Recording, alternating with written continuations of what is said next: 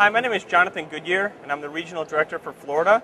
And for the next few minutes, I'm going to show you some tips and tricks for master pages in Visual Studio 2005 Beta 2. The first tip I want to share is to actually use them. Back in Visual Studio 2003, there wasn't a built-in page templating mechanism, so people, including myself, went out and built their own, some of them using inheritance, some of them using user controls, and while they all had their merits, they all also had their downfalls. With Visual Studio 2005, Microsoft released master pages, which brought all the good parts of all the different strategies together and left out most of the bad parts. If there's something that you're trying to do with master pages and you can't do it, contact me and there's probably a way around it. Tip number 2, you want to specify default content for any of your content regions in your master pages, so that way your developers realize that they've left something out before your pages make it up into production. So I'm going to show you what I mean by that. We open up Visual Studio 2005, and then you're going to open up our master page, and inside the master page I've specified a content region, and I'll scroll down, and inside the content placeholder I've actually put a message saying you forgot to add some content. And what that's going to do is any page that implements that master page, if a piece of content isn't added into that content placeholder, or if that content placeholder isn't used on the page, then the default content here is going to appear. So when the developer tests out the content, he's going to realize that he needs to put some stuff there. Another alternative to that is if you want to have a default piece of content that'll just appear if there's nothing in place there, you can actually have some useful content in there that'll just appear, and that way it'll look seamless. And if I actually set a page called Missing Content, I'll set that as my start page, run the project, and while that's loading,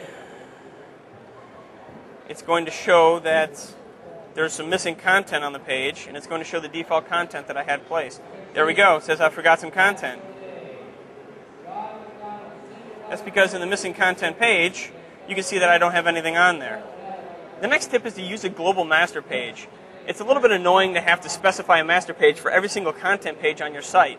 So what you can do is in your web.config, you can specify a master page that will appear at all times if you don't specify one. So we'll open up our web.config, and inside there's a pages attribute. And inside there, you've got a master page file that points to the master page that I just showed you. So what that's going to do is if I'll open up a page here, you can see that there's no master page specified. And yet, if I set that as my start page and run the project, you can see that I still get the layout in my master page. An important thing to remember about that is that if you specify a master page in your page and you also have a global master page, the one at the page level will override. So for instance, if you have a login page that you don't want to have all of your frames and borders around, you can actually put a basic master page on there for your login page and then use the global for all your other pages. So it is overridable. The next tip is that you can dynamically swap out a master page.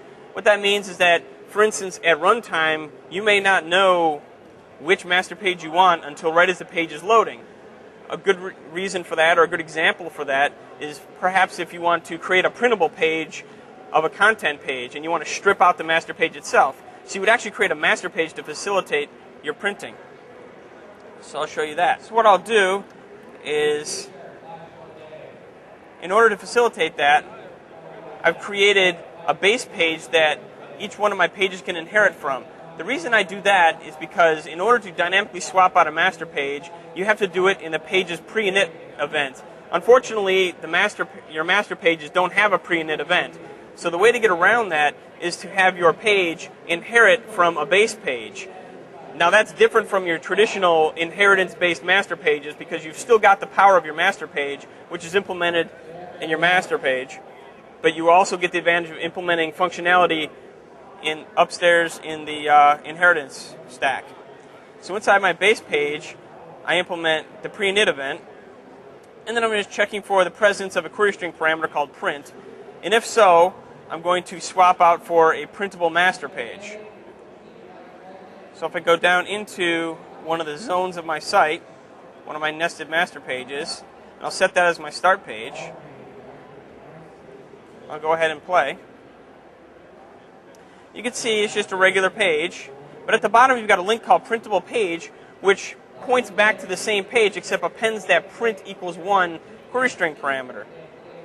When I click on it, it reloads the exact same page, but my master page, or my base page, has intercepted it and swapped out the master page with the one that doesn't have any layout, which makes it much easier for printing. And the way I implemented that is in the index page, you'll simply add the inherits equals and then give it the name of the class that you're inheriting from.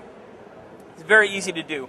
Another place where you want to use a base page is if you wanted to swap out your theme dynamically, because you also need to do that in the page's pre-init event in order to make it happen. Another tip is to add functionality to a master page. Your master page is usually thought of as creating a layout for your page where you fit all the content into different regions, but you can also put functionality in there.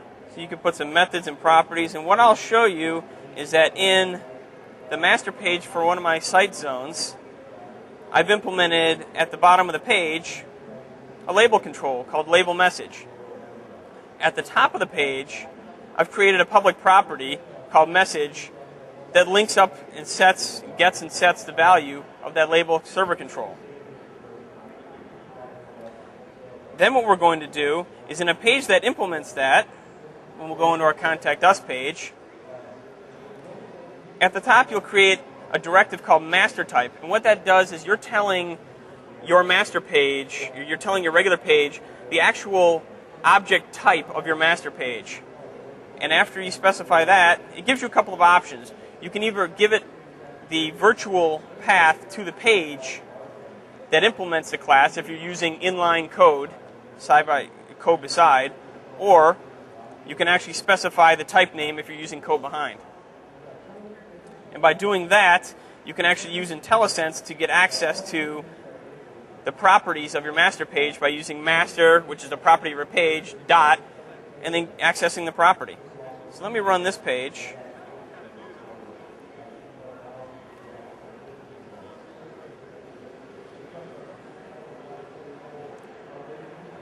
And we'll fill out our name,